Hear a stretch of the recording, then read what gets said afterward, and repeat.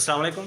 Activation energy को हमने start किया हुआ था प्रीवियस लेक्चर के अंदर। हमने एक्टिवेशन एनर्जी की डेफिनेशन, इसकी रिप्रेजेंटेशन, यूनिट क्या है, इसके बाद एक्टिवेटेड कॉम्प्लेक्स से क्या मुराद है, एक्टिवेशन एनर्जी का मतलब क्या है, ये सारी की सारी चीज़ें हमने डिस्कस कर ली हैं।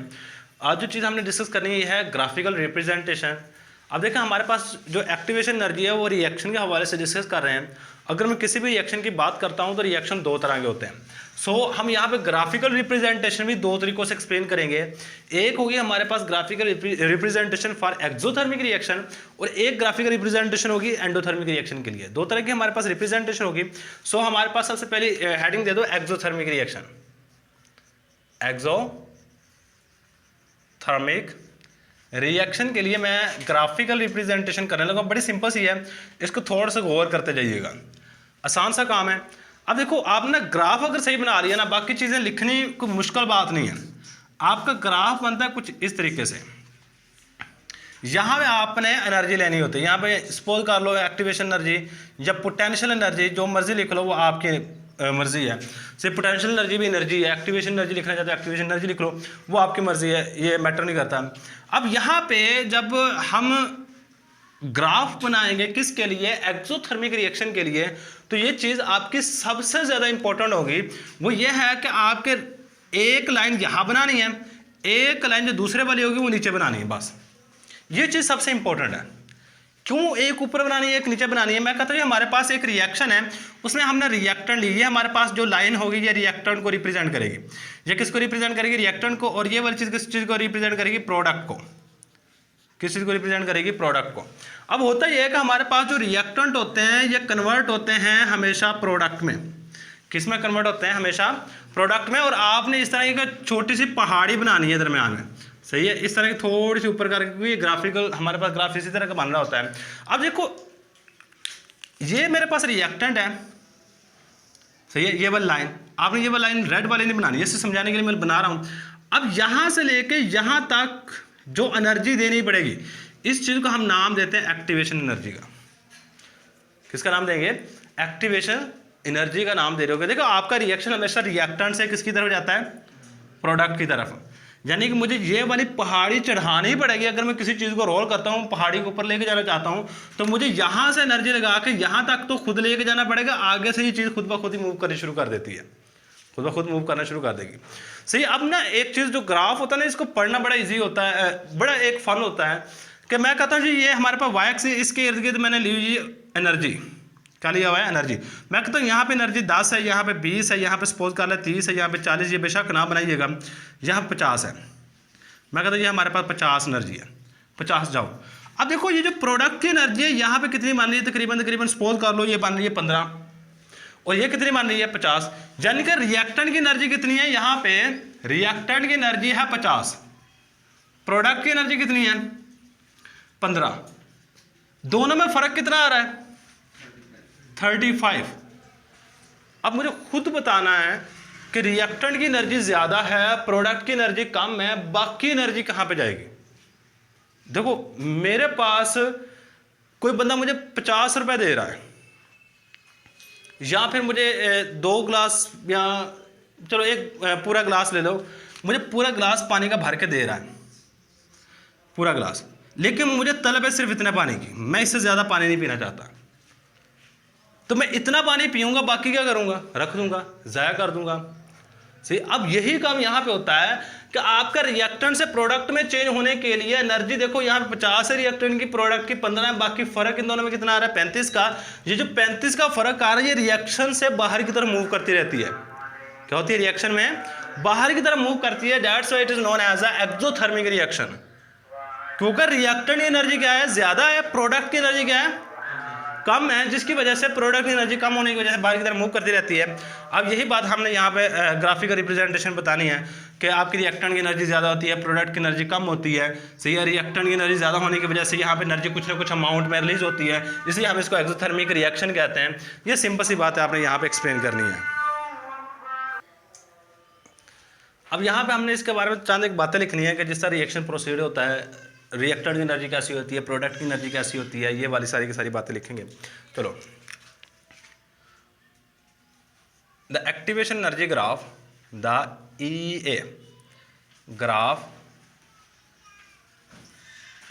For exothermic reaction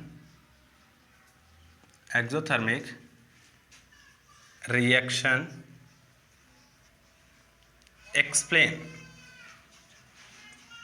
the following thing. ये जो एक्टिवेशन एनर्जी ग्राफ होते हैं चंद एक चीज़ों को एक्सप्लेन कर रहा होता है फॉलोइंग थिंग्स। कौन कौन सी चीज़ों को एक्सप्लेन कर रहा है? पहले नंबर पे आपका ग्राफ ये बता रहा है कि जो हम रिएक्टेंट होते हैं इनकी एनर्जी रिएक्शन के शुरू में ज़्यादा होती है। The energy of reactant, the energy of the reactant,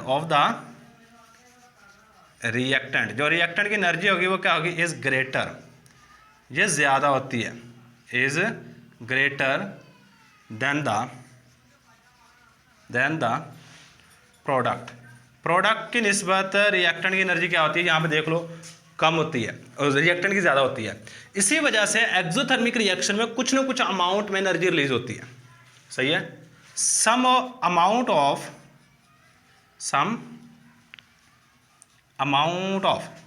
energy is released, कुछ अमाउंट में एनर्जी रिलीज होती है क्योंकि ये एक्सोथर्मिक रिएक्शन है। इसके अलावा दो बातें एक और चीज़ याद रखिएगा। अगर देखो मैंने आपको ये पत्थर की एग्जांपल दी है, मैं यहाँ से अगर पत्थर को ऊपर की तरफ घसीट के लेके जाता हूँ तो यहाँ से मुझे अगर मैं रिएक्शन, देखो दो तरह के रिएक्शन होते हैं, एक होता है फॉरवर्ड रिएक्शन, एक होता है रिवर्स रिएक्शन। ऐसा ही है ना?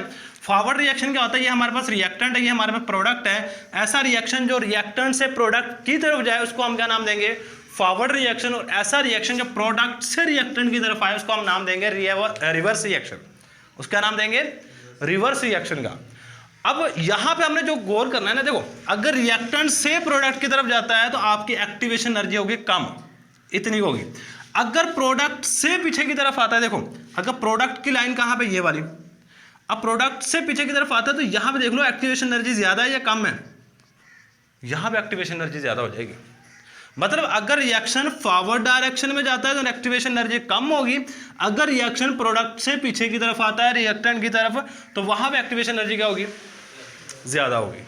ये सिंपल सी बात याद रखिएगा। यही बात मैं यहां पे लिखूंगा, for forward reaction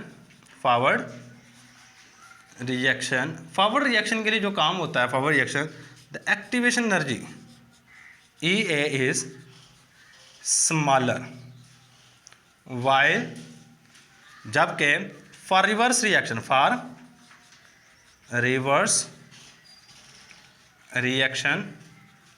the activation